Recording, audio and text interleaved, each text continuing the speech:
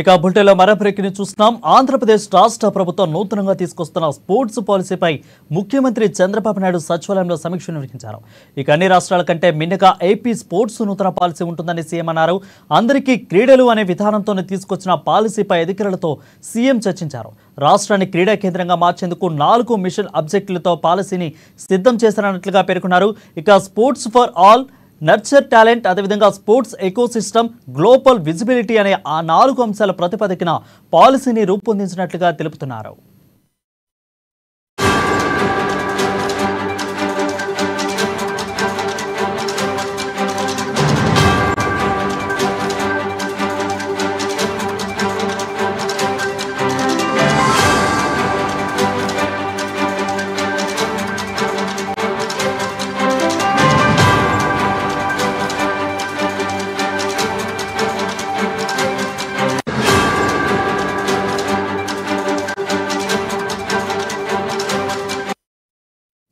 ఇక రాష్ట్ర ప్రభుత్వం నూతనంగా తీసుకొస్తున్న స్పోర్ట్స్ పాలసీపై ముఖ్యమంత్రి చంద్రబాబు నాయుడు సచివాలయంలో సమీక్ష నిర్వహించారు.